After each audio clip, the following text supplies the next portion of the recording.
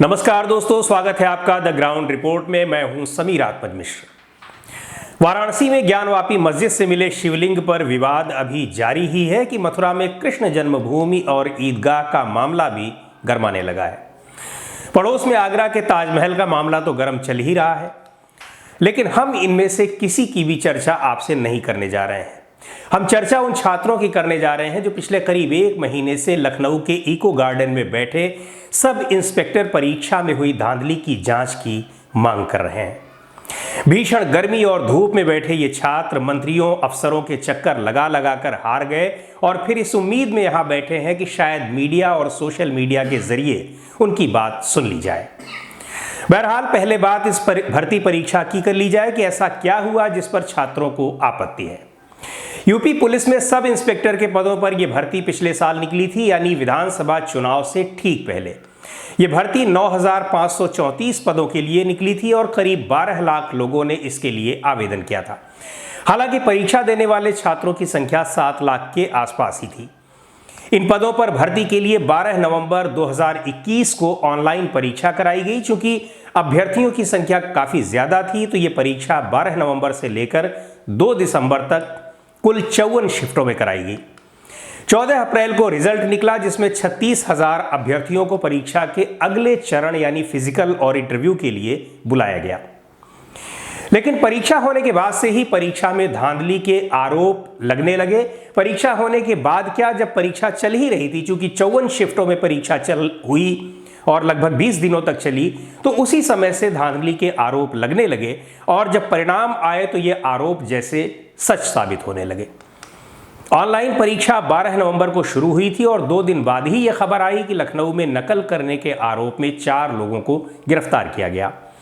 गिरफ्तार किए गए लोगों में एक सशस्त्र सीमा बल का जवान भी था। ये लोग नकल कैसे कर रहे थे उसकी बानगी देखिए। ये लोग सेंटर के बाहर बैठकर अभ्यर्थी को उत्तर बता रहे थे और इसके लिए ब्लूटूथ का इस्तेमाल कर रहे थे। आपको याद होगा कि कई परीक्षाओं के दौरान किस तरह तलाशी ली जाती है कि कपड़े और जूते तक छात्रों के उतरवा लिए जाते हैं, लेकिन ये लोग ब्लूटूथ लेकर परीक्षा हॉल तक पहुंच गए। कैसे पहुंच गए ये पहुंचाने वाले लोग ही बता सकते हैं। यही नहीं, 26 नवंबर को एक अखबार में खबर छपी कि मेरठ के एक परीक्षा केंद्र को ही हैक कर लिया गया और मोटी राशि लेकर अभ्यर्थियों को पास कराने के ठेके लिए गए। इनमें से कई लोग परीक्षा में पास हो भी गए। मोटी राशि के बारे में कुछ अभ्यर्थियों ने हमें बताया कि ये 8 से 10 लाख रुपए तक थी, शायद इससे ज्यादा भी। अब तक एसटीएफ ने ऐसे ही करीब 57 लोगों को गिरफ्तार किया है जो दूसरों की जगह पर बैठकर परीक्षा दे रहे थे। इस तरह की छापेमारी अभी भी चल रही है।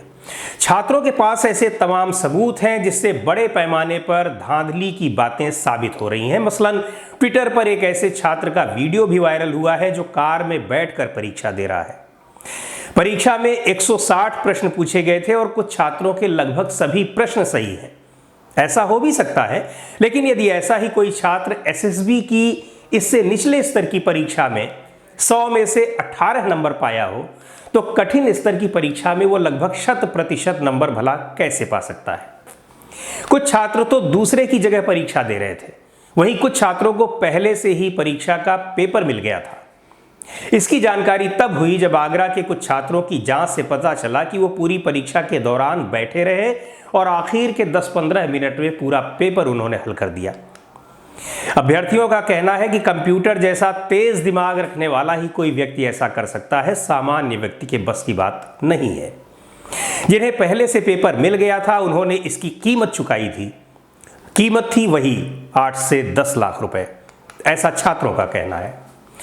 पुलिस ने इस मामले में कई लोगों को गिरफ्तार किया है और कई लोगों के खिलाफ एफआईआर भी दर्ज हुई है, लेकिन छात्रों की मांग है कि या तो परीक्षा को रद्द किया जाए या फिर जो अभ्यर्थी इस चरण की परीक्षा में पास हुए हैं उनकी जांच की जाए। छात्रों का यह भी आरोप है कि यूपी पुलिस भर्ती बोर्ड ने परीक्षा कराने के लिए जिस एजेंसी का चयन किया वो कई राज्यों में ब्लैक लिस्टेड है और उसका ट्रैक रिकॉर्ड इसी किस्म का है। छात्रों का आरोप है कि बड़े अफसरों ने इस एजेंसी के इसी ट्रैक रिकॉर्ड को ध्यान में रखकर उसका चयन किया ताकि वो अपने मनमाफिक काम कर सकें। छात्र पूरे मामले की जांच एसआईटी से कराने की मांग भी कर रहे हैं। इस मामले में भर्ती बोर्ड से जुड़े कई अफसरों से संपर्क करने की कोशिश की गई, लेकिन संपर्क नहीं हो सका।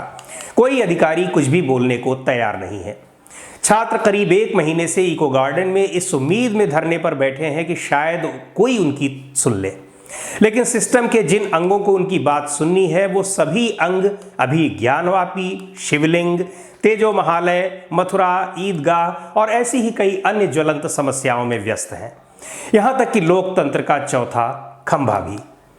तो दोस्तों, इस वीडियो में इतना ही। अगले वीडियो में फिर मिलेंगे कुछ नए मुद्दों और ज़रूरी बातों के साथ। द ग्राउंड रिपोर्ट को आपने अब तक सब्सक्राइब न किया हो तो ज़रूर कर लें। बेल आइकन यानी घंटे जैसी आकृति दबाइए ताकि आपको नए वीडियो के नोटिफिकेशन मिलते रहें।